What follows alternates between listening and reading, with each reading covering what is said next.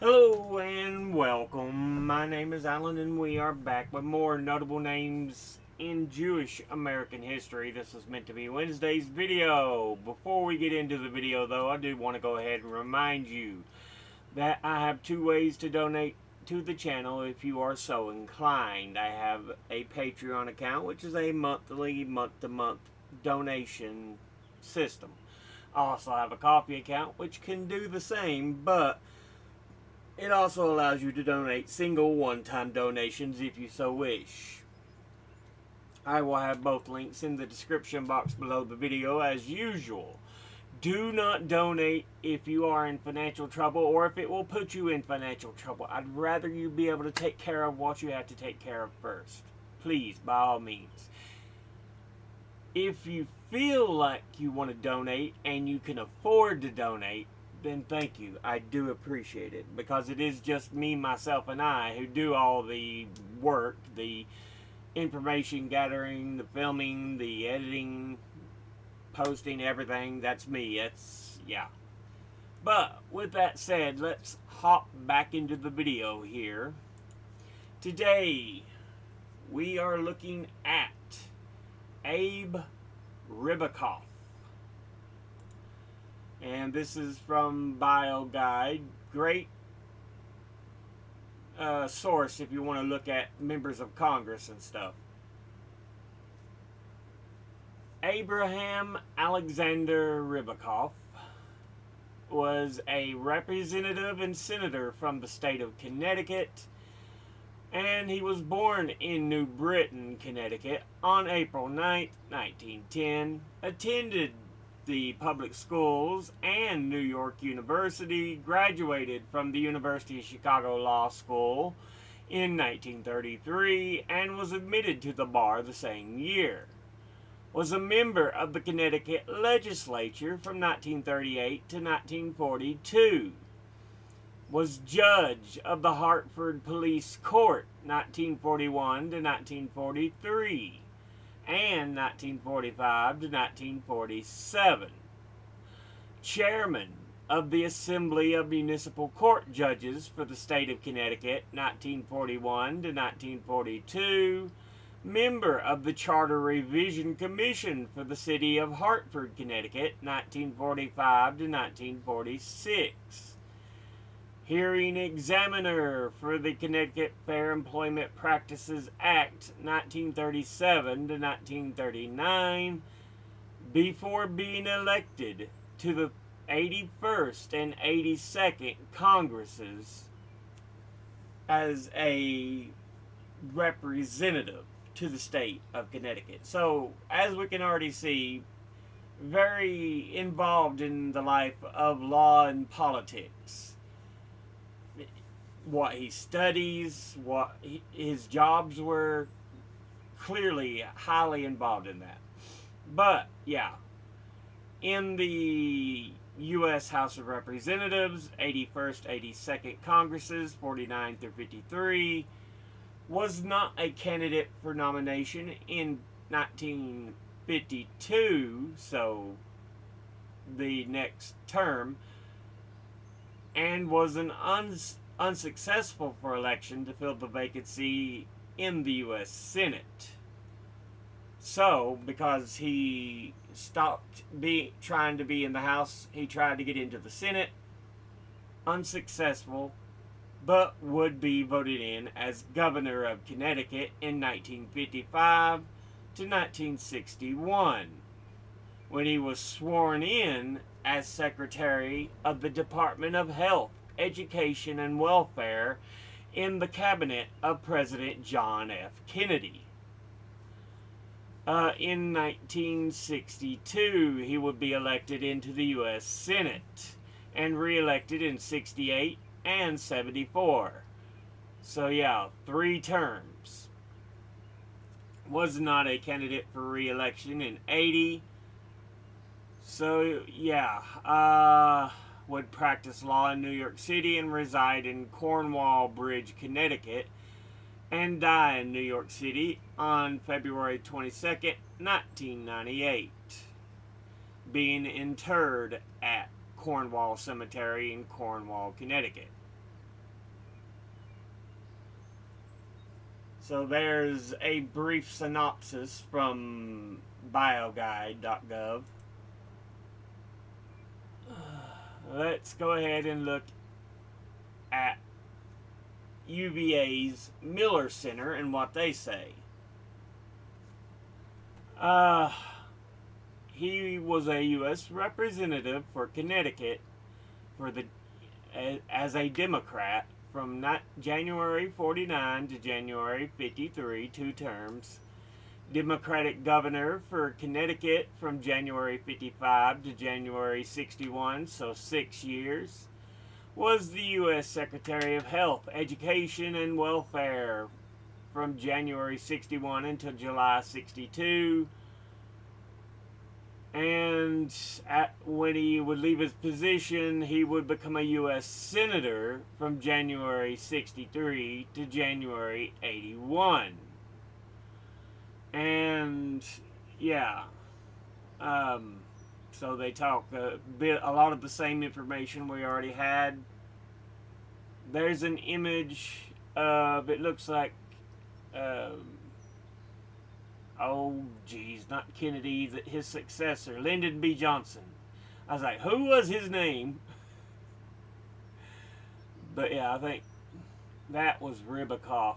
It's hard to see where it's a smaller picture.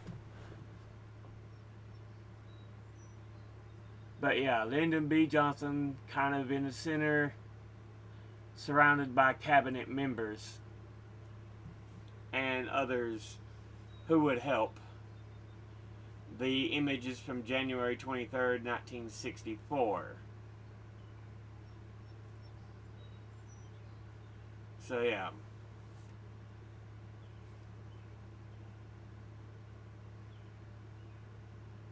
Now let's go ahead and look at Wikipedia. Abraham Ribicoff preceded as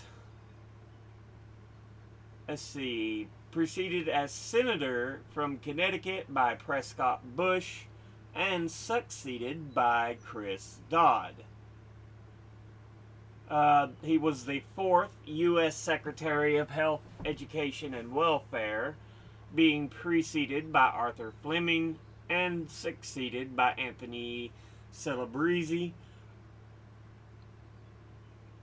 80th Governor of Connecticut, preceded by John David Lodge and succeeded by John Dempsey. And for the U.S. House of Representatives, he was preceded by William J. Miller and succeeded by Thomas J. Dodd. So, yeah.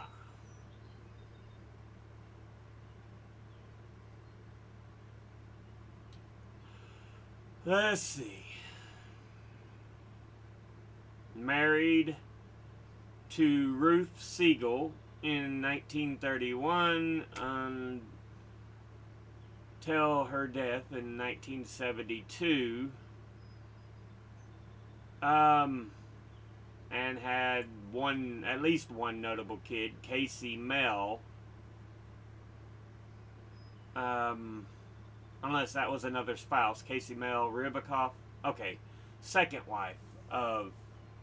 So they didn't actually have any kids that are listed here.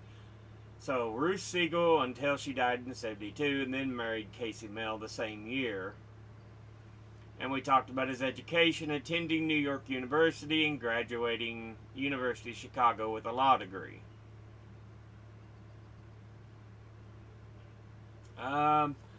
He was born to Ashkenazi Jewish immigrants from Poland, Samuel Ribicoff, a factory worker, and Rose Sable Ribicoff. He had a brother named Irving Ribicoff. Let's see, his parents were relatively poor but valued his education, insisting that all his earnings from part-time jobs go toward his future schooling. After high school, he worked a year at nearby zipper factory of the GE Prentice Company to earn additional funds for college and enrolled in New York University in 1928, transferring to the University of Chicago after the Prentice Company made him the Chicago office manager. So back when you could work your way through college. While in Chicago, he coped with school and work schedules and was permitted to enter the university's law school before finishing his bachelor's degree. Still a student, that's when he married Ruth Siegel. Okay, so they had 2 children together. He was editor of the University of Chicago Law Review in his 3rd year, receiving an LL.B. cum laude in 1933, and being admitted to the Connecticut bar the same year. He practiced law in Hartford, Connecticut, and would set up his actual practice first in Kensington and then later in Hartford. Let's see. He became interested in politics, serving in the Connecticut House of Representatives from 38 to 42, 2 terms, and then from 41 to 43, and again 45 to 47. So 38 to 42, he was in the U.S. House of Representatives, and in 41 to 43, skip a year, and then 45 to 47, he was judge of the Hartford Police Court. Protege of John Moran Bailey, the powerful chairman of the Democratic Party of Connecticut. He would go on to the national stage, U.S. Representative,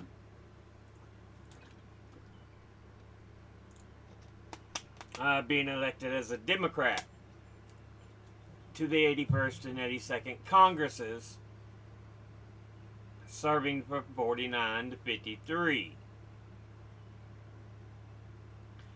Let's see. He had a generally liberal outlook, surprising many by opposing a $32 million appropriation for the construction of a dam in Enfield, Connecticut, arguing that the money was better spent on military needs and foreign policy initiatives such as the Marshall Plan, which was the way we tried to fight communism post-World War II.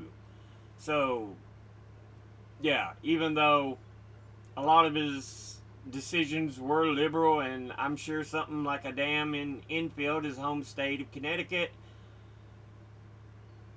he still decided the money should go to military options such as the Marshall Plan, which was an attempt to keep communism reined in. In 52, unsuccessful bid for election to fill a vacancy in the U.S. Senate, losing to Prescott Bush, who I think is like the grandfather of George W. Bush. Yeah. And father of George H.W. Bush. So not getting into the Senate, he would return to legal practice for 2 years and then run for governor against John Davis Lodge, winning the election with 49.5% and by just over 3,000 votes. So not quite getting to that 50%, but still more than his opponent. Let's see. Because, you know, there's always likely going to be third parties and stuff like that. As governor, he soon faced the challenge of rebuilding his state in the wake of the floods that occurred in the late summer and fall of 1955. and led bipartisan efforts to aid damaged areas. Something that can't happen today because we've got dumbasses in the fucking Republican Party led by a pedophile in chief. Anyway,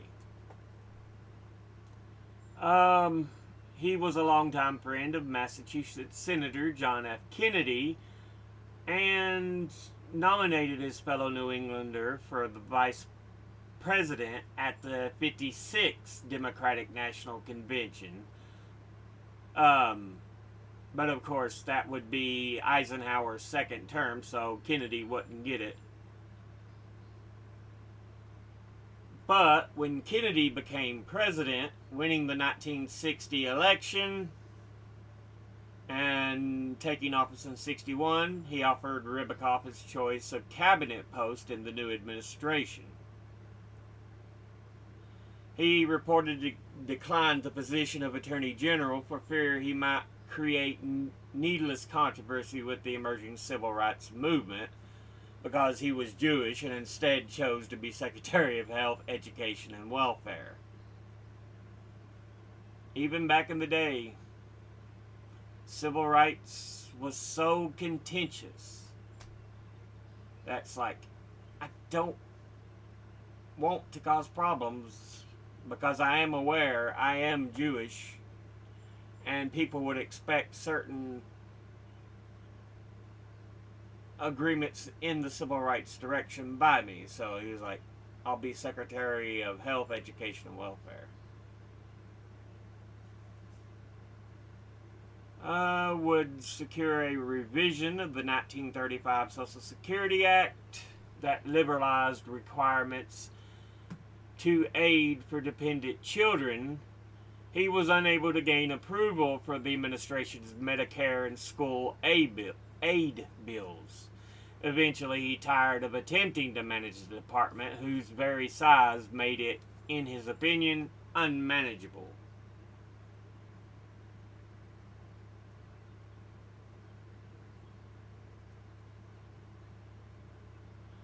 He sought out the position mainly out of concern for education and realized that the problems of health and welfare were so overriding that education was relegated to the back burner during his tenure. Because remember, his parents really pushed the idea of education to him when he was younger.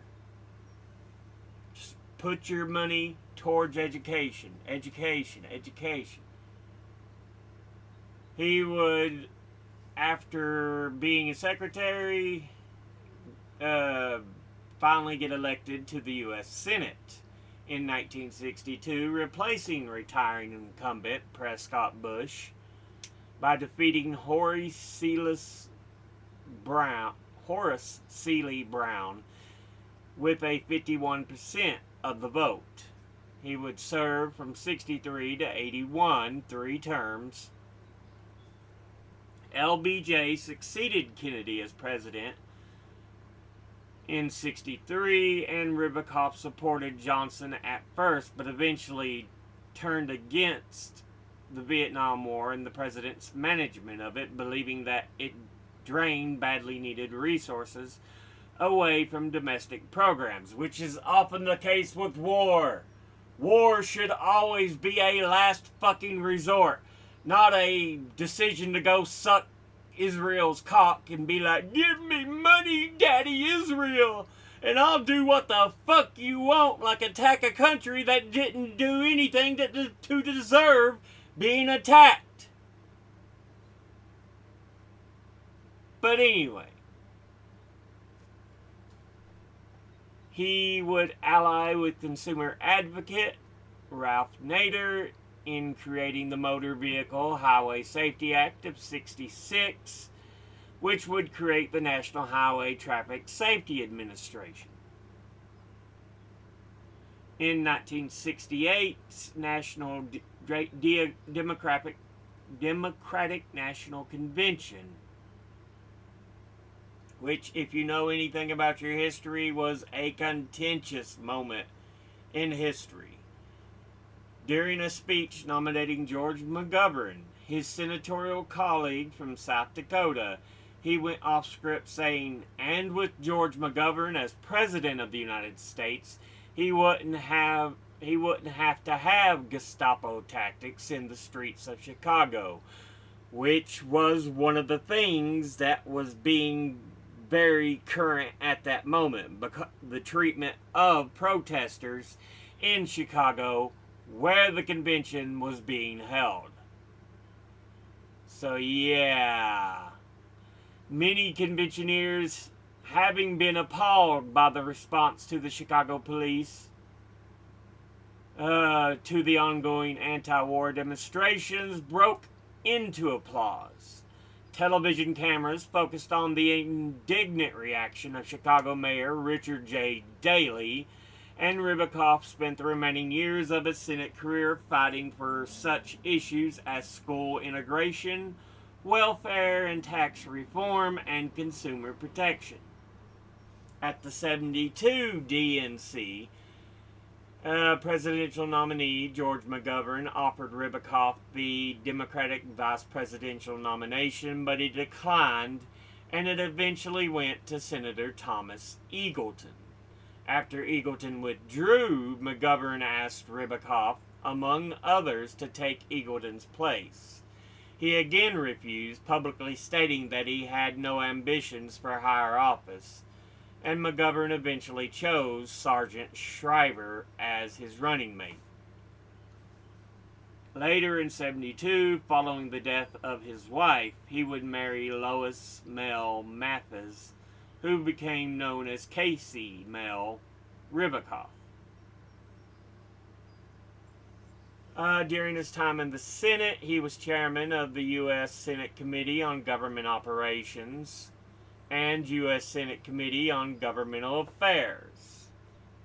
Future Senator Joe Lieberman worked with his Senate office as a summer intern. I don't give a shit about Lieberman. Fuck that. Lieberman wasn't a good dude at all. Fuck him. In 78, Ribicoff's niece, Gail Rubin, was shot and killed in the Coastal Road Massacre in Israel by Palestinian terrorists.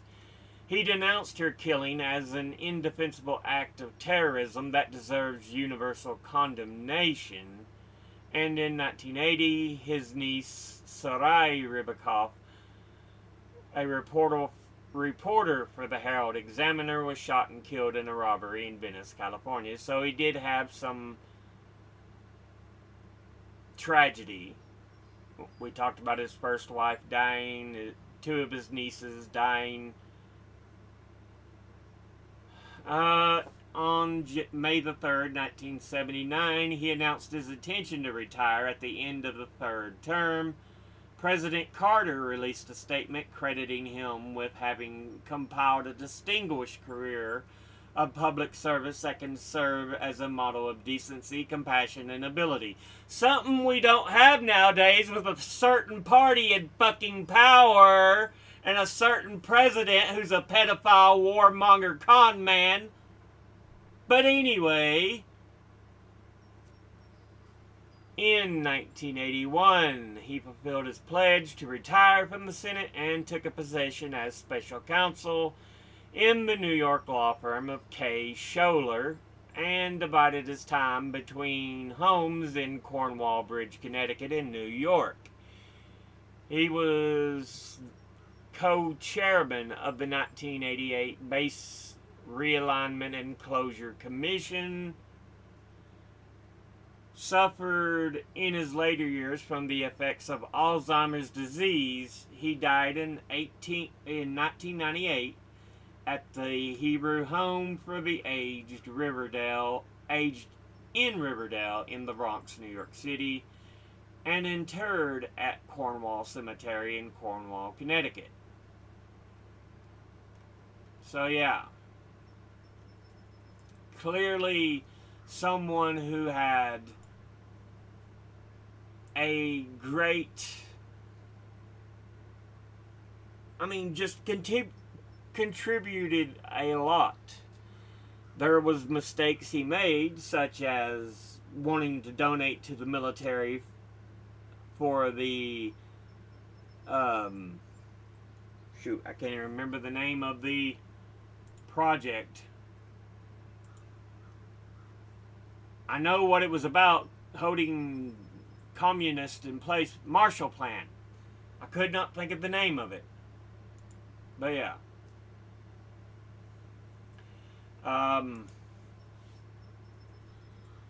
So again, there's things he did that weren't always agreeable, but you could tell his heart, he was in the right place. He always wanted to try to do good.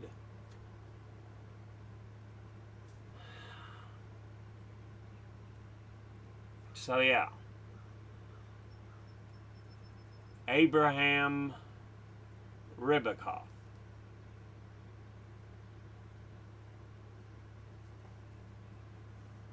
Or as he's sometimes just known, Abe Ribicoff. But yeah. But we'll go ahead and end this episode there. Thank you all for watching. As always, educate thyself. Think, read, study, learn. Someone tells you something you have trouble believing, ask them to cite their sources. And it can't be a bunch of tinfoil hat wearing sources or a bunch of anecdotes slapped together to try to make sources. I'll be putting my links and sources in the description box below the video. Thank you all for watching. I'll see you all in the next one. Until then, later.